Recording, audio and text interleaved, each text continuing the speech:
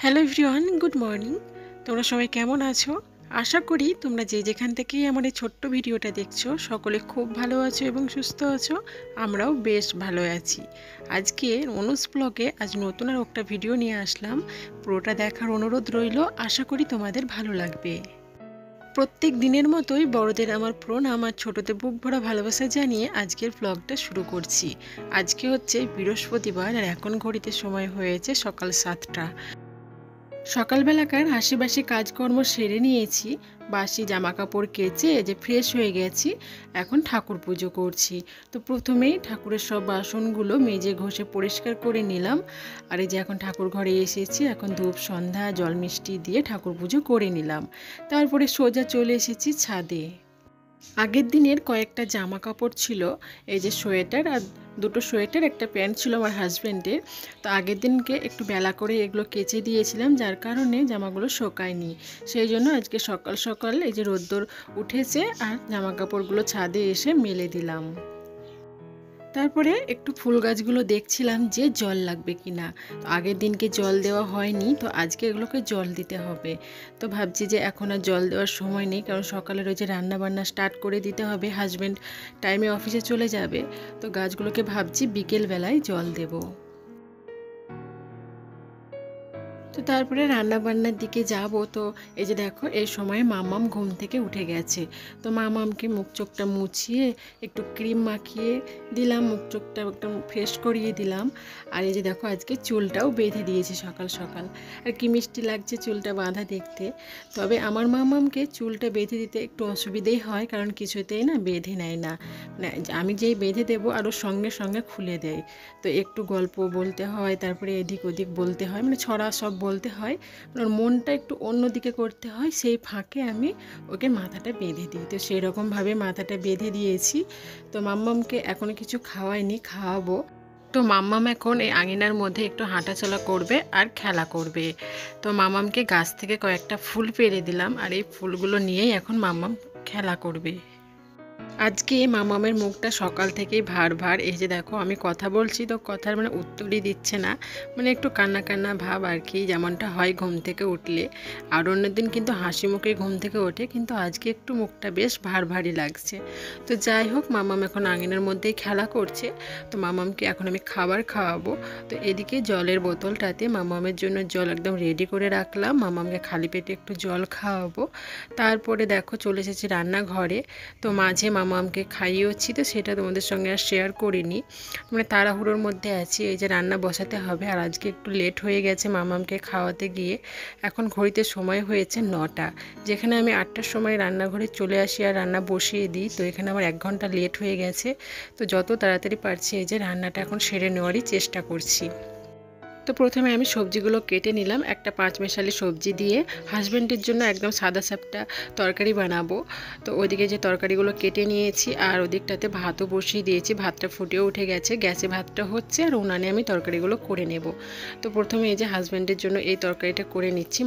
এটা husband tiffin নিয়ে যাবে রুটির জন্য, সেই সঙ্গে একটু ভাতের সঙ্গেও দেবো আর কি, সব রকম সবজি দিয়ে। তো প্রথমে একটু কালো জিরে ফোড়ন দিয়ে দিলাম, তারপরে এই যে সবজিগুলো দিয়ে দিলাম, একটু আদা বাটা দেব, দিয়ে নেড়ে চেড়ে নিয়ে তারপরে তখন জল দিয়ে দেব। মানে একদমই সাদা সাপটা, হাজব্যান্ডের এখন খাবার দাবার একদমই সাদা সাপটা রান্না করছি, কোনো রিচ খাবার খাওয়াই যাবে না। তো যাই হোক, ওদিকে ওর জন্য তরকারিটা হয়ে গেছে। এবার একটু মাছ রান্না করব, হাজব্যান্ডের জন্য একটু মাছ আলাদাভাবে রান্না করব, আর আমাদের জন্য একটু আলাদাভাবে রান্না করব।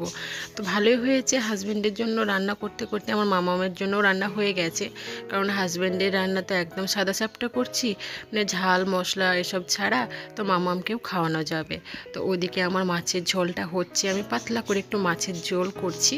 আর এদিকে বারান্দায় এসেছি যে মামাম কি করছে দেখি।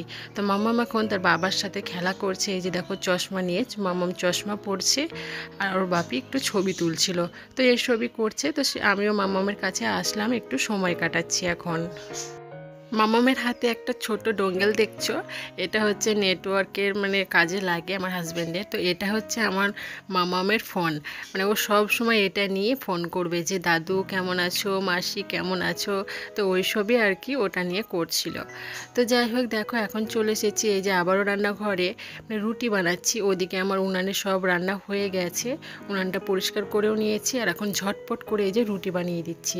হাজব্যান্ডকে খেতেও দিয়ে দিয়েছি, হাজব্যান্ড স্নান টান করে একদম রেডি, ও এখন খাচ্ছে, আর আমি এই যে রুটিগুলো এখন ঝটপট বানিয়ে নেব। তো ওদিকটাতে দেখো আমার মাম্মাম রুটি মানে আমি যখনই রুটি বানাই ওকে একটু ওই ময়দাটা নিয়ে একটু মানে হাতে ডো করতেই হবে, একটু গায়েও মাখতে হবে আর কি, যেরকম বাচ্চারা করে। তো আমি একদিকে রুটি করছি মানে রুটি বেলছিলাম, আর আমার শাশুড়িমা রুটি একদম ঝটপটগুলো উনানে করে নিল। মানে আজকে এতটা লেট হয়ে গেছে কি বলবো, একদম মানে দুই হাতে মানে মেশিনের মতো চালিয়ে রান্নাও করে নিলাম আর রুটিগুলোও করে নিলাম। আর এখন এই যে ঝটপট করে টিফিনটা রেডি করে দিচ্ছি, যে 5 রকমের সবজি তরকারিটা রান্না করেছিলাম সেই তরকারিটা দিয়ে রুটি দিয়ে দিলাম। তো এরপরে টিফিনটা রেডি হয়ে যাওয়ার পরে এই যে হাজব্যান্ডকে দিয়ে দেবো, ও অফিস বেরিয়ে যাবে। তো এখন এই যে হাজব্যান্ড অফিসে বেরিয়ে যাচ্ছে, আর প্রত্যেক দিনের মতো মাম্মাম তার বাপিকে এই যে টাটা দিচ্ছে, আর একটা হামিও দিয়ে দেয় প্রত্যেক দিনের মতো। কে বানালো? পাপা কোথায় গেল গো? 5 গ্রাম। পাপাকে টাটা দিয়েছ? বাবাকে হাম দিয়েছিল? তুই পাপার সাথে যাবে? যাবে না? কি করছো তুমি? রান্না করছো? কি রান্না করছো? আলু ভাত। কে খাবে? তুমি?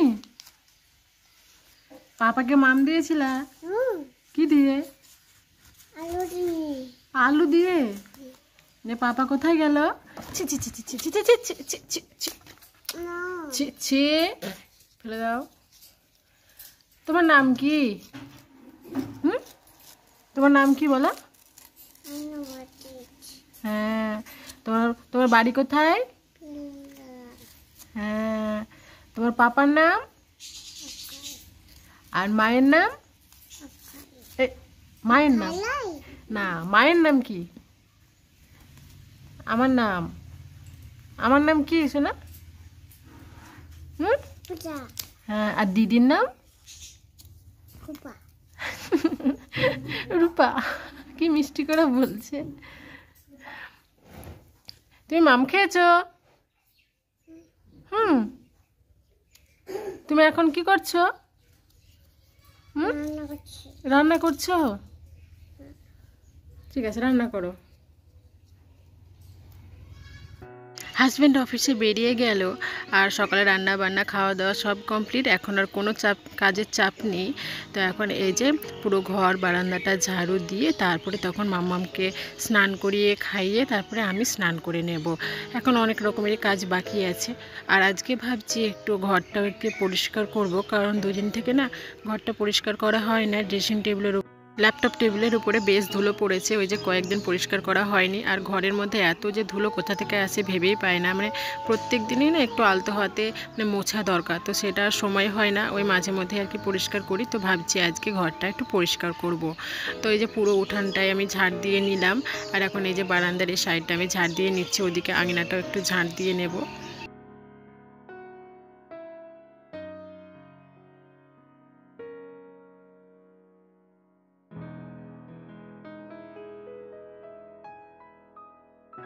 তো মোটামুটিভাবে আমার সব কাজকর্ম শেষ হয়ে গেছে, আর এই যে এখন চলে এসেছি ঘরে। আর ঘরের বিছানাটা এই যে এলোমেলো হয়ে আছে, সকালে বাসি বিছানাটা তুলে নেওয়ার পরে আমাকে না এই সারা দিনের মধ্যে ওই 3-4 বার বিছানাটা পরিষ্কার করতে হয়, কারণ মামাম ওই যে বিছানার মধ্যে খেলা করে, তো আর এই বিছানার চাদরটা এলোমেলো করে দেয়, মানে জড়ো করে দেয়। তো এখন এই যে ঘরটা একটু পরিষ্কার করে নিলাম, মানে বিছানাটা পরিষ্কার করে নিলাম, আর তারপরে এই যে রাখলাম ঘরের পেছনে। তো আজকে ঘরের সব কিছু না একটু পরিষ্কার করবো, এই টেবিল তারপরে ড্রেসিং টেবিল সব কিছু আজকে পরিষ্কার করব, কারণ অনেক ধুলো পড়ে আছে, বেশ কয়েকদিন থেকে না পরিষ্কার করাই হয়নি। আর মাঝে মধ্যেই পরিষ্কার করি, কিন্তু এত ধুলো যে কোথা থেকে আসে কিছু বুঝে উঠতেই পারছি না। তো আমি একদিকে পরিষ্কার করছি আর আমার মাম্মাম সব জিনিসগুলোকে নিয়ে গিয়ে মানে এলোমেলো করছে। আমি যে কাজই করি না কেন আমার মাম্মামকেও সেই কাজ করাটা চাই, মানে আমি যে কাজ করব ওকেও সেই কাজটা করতেই হবে, না আমার পিছু পিছু শুধু ঘোরাঘুরি করবে। তো যাই হোক দেখো মাম্মাম এখন নিজের মতো করে খেলা করছে, ও যা করছে করুক আর আমি এইদিকে ঘরটা এখন পরিষ্কার করে নিই।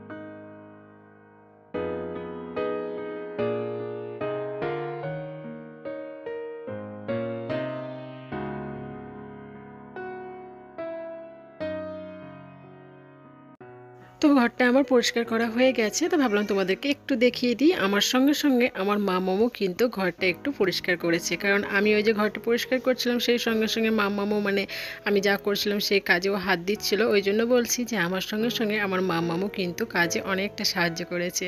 তো যাই হোক দেখো ঘরটা এখন পরিষ্কার করা হয়ে গেল। তো আমার সব কাজ হয়ে গেল, এখন আমি অনেকটা ফ্রি হয়ে গেছি, আর কোনো কাজের চাপ নেই। তো এবার আমি মামামকে স্নান করাবো, আমি স্নান করব, তারপরে মামামকে খাওয়াবো। তো চলো এখন বাইরে যাওয়া যাক। আর এই যে দেখো মামাম এখন এই যে খেলা করছিল ঘরের মধ্যেই, কিন্তু এইভাবেই খেলা করছিল। তো মামামকে এখন আমি স্নান করাবো। তো এই যে বারান্দার মধ্যে চলে এসেছি আর মামামের সব জিনিসপত্রগুলো রেডি করে নিলাম। তো মামামকে এই যে দেখো স্নানটাও করে নিয়ে চলে আসলাম, আর এখন এই বারান্দায় রোদের মধ্যে দাঁড়িয়ে দাঁড়িয়ে মামামকে জামা পরিয়ে দিচ্ছি আর মাথাটাও আছড়ে একদম ফ্রেশ করিয়ে দেব, তারপরে মামামকে খাওয়াবো। আর আমিও দেখো মামামের আগে স্নান করে চলে এসেছি, মানে আমি স্নানটা একটু আগে করে নিয়েছি কারণ ঘরটা পরিষ্কার করছিলাম, তো একটু ধুলো ময়লা গায়ের মধ্যে পড়েছিল, ওই জন্য আমি আগে স্নান করে নিলাম আর তারপরে মামামকে স্নান করালাম। তো দেখো মামামকে বলছে মামাম একটা হাম্মি দিয়ে দাও, তো আমাকে একটা মিষ্টি করে হাম্মি দিয়ে দিল। তো এখন মামামকে চলো ভাতটা রেডি করে নিয়ে আসি, তারপরে মামামকে খাওয়াবো।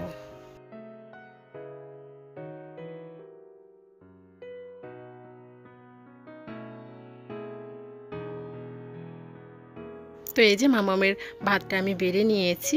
মামাম যেহেতু চাটনি খেতে ভীষণ ভালোবাসে সেই জন্য একটু চাটনি নিয়েছি, আর একটা মাছের পেটি ভেজেছিলাম, আর আমাদের একটু যে তরকারি করেছিলাম মানে আমার হাজব্যান্ডের জন্য যে তরকারিটা করেছিলাম একদম সাদা সাপটা করে মাছের ঝোল, তো সেই ঝোলটা আমি নিয়েছি। তো মামামকে এখন এই যে ভাতটা খাইয়ে দেব। আর এই যে দেখো মামাম কত সুন্দরভাবে বসে এখন ভাতটা খাবে। আমি মামামকে হাতটা ধুয়ে দেব সেটা ভুলেই গেছিলাম, কিন্তু আমার মামামের মানে এই দিকে না খুব ওর মনোযোগ নেই, ভাতটা যে ধুয়ে খেতে হয় সেটা না ওর সব সময় মনে থাকে। আমাকে বলছে কি মা হাতটা ধুয়ে দাও, তো দেখো আমি এখন ওকে হাতটা ধুয়ে দিলাম, আর আমার মামা এখন খুব সুন্দরভাবে বসে বসে ভাতটা খেয়ে নেবে। মাম্মাম যখনই খাবার খাক না কেন হাত ধুয়েই খাবে, আর একদম বাবু হয়ে বসে খাবে। এই যে দেখো একদম আসন মেলে বসে খুব সুন্দরভাবে বসে বসে এইভাবে কিন্তু মাম্মাম খাবারটা খায় প্রত্যেক দিন। আসলে কি বলো তো বাচ্চারা একদম মাটির মতো হয়, কারণ ছোট থেকে যে জিনিসগুলো ওদেরকে শেখানো হবে, যে আচরণগুলো ওদেরকে করানো হবে, যে কথাবার্তা ওদেরকে শেখানো হবে, ওরা কিন্তু তেমনটাই মানে তৈরি হয়। তো একদম মাটির জিনিসের মতো, মাটির জিনিস আমরা যেমনভাবে তৈরি করি তেমনটাই কিন্তু গঠিত হয়, সেই রকমই কিন্তু একটা ছোট্ট বাচ্চা। আমার মামা আমাকে কোনো জিনিস কিন্তু সেরকম শিখিয়ে দিতে হয় না, ও আমাদের পরিবারের সবার আচরণ কথাবার্তা ব্যবহার এসব দেখে কিন্তু অনেক কিছু শিখে গেছে। আর দেখবে অনেক বাচ্চারা কিন্তু ছোট থেকে গালিগালা দেয়, কারণ কি তারা নিশ্চয়ই ওই ফ্যামিলি থেকে সেগুলো শিখেছে, তাদের ফ্যামিলি নিশ্চয়ই ওই রকম সেই জন্যই গালিগালা দেয়। তো বাচ্চার কথাবার্তা তার বিহেভিয়ার অনেকটা কিন্তু নির্ভর করে তার পরিবারের উপর, কারণ ওই যে পরিবার থেকে কিন্তু তারা সব কিছু শেখে। তো যাই হোক অনেক কথা বলে ফেললাম, আজকের মতো ভিডিওটা এখানে শেষ করছি। দেখা হবে নেক্সট কোনো একটা ব্লগে, ততক্ষণের জন্য ভালো থেকো, সুস্থ থেকো, টাটা।